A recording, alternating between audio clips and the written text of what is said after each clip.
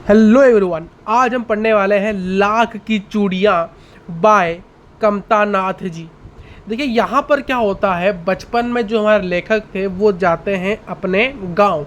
वहाँ उनको मिलता है बदलू। जो बदलू उनको गांव में सबसे अच्छा लगता था। जिस प्रकार से ये उनके मामा के गांव में रहते थे तो बदलू को वो बदलू मामा कहना चाहिए था, बट गांव के अन्य लोग जो थे वो बदलू को बदलू काका कहते थे।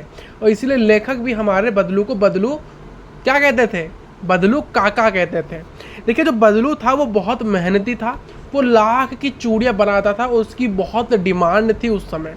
बट धीरे धीरे क्या हुआ, एक समय ऐसा आया कि लेखक को जाना पड़ा कहाँ, बाहर जाना पड़ा, क्योंकि उनकी जो फादर की जो पोस्टिंग थी वो कहीं और हो गई थी, तो इसलिए उनको जाना पड़ा बाहर। ठीक, तो इससे क्या हुआ, वो बदलू काका से बदलू से थोड़ा दूर चले गए। बट वो जब गाँव आते थे तो बदलू उनको लाख की अलग अलग रंग बिरंग के गोलियां बना के देता था। उससे वो खेलते भी थे। ठीक, उससे वो खेलते भी थे। और क्या होता था, और वो उसके साथ आम का रस उसको पीने के लिए देते थे, उसको गाय की दूध की मलाई देते थे।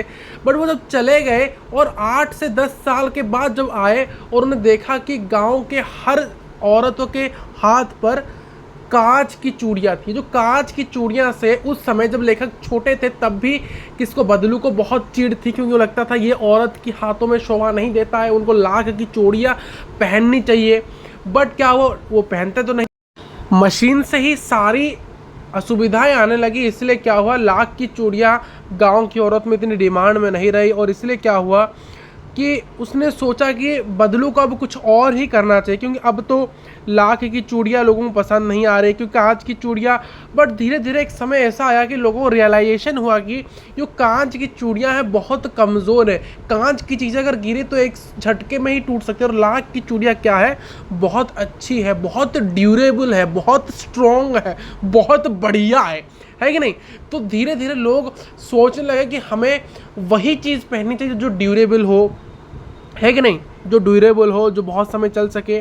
और लेखक ने यही बताया कि बदलू काका की जो बातें सुनकर उनको यह लगी कि हमें कभी हार नहीं माननी चाहिए, क्योंकि कोशिश करते रहेंगे ना तो चीज़ें कभी ना कभी हमारे फेवर में आ ही जाएगी। ठीक है, तो इसीलिए इस चैप्टर में हमें यह सीखने को मिला कि मशीनें आए या फिर जाए, इंसान का काम हमेशा बेस्ट है, क्योंकि एक मशीन जो है ना वो हमारे भावना को समझ नहीं सकती, क्योंकि आज का समय आर्टिफिशियल इंटेलिजेंस का है। तो ये चैप्टर उस समय इसी के बेसिस में लिखा गया था, बट आज के समय ये थोड़ा सा मैच हो रहा है। ये चैप्टर कब का है, बहुत बहुत बच्चे इसको पढ़ के जा चुके हैं, बहुत बच्चे। मुझे याद है हमारे कुछ बच्चे थे जो कि 1920 में पढ़ते थे, कोरोना के बैच में, तो उनको भी ये चैप्टर था।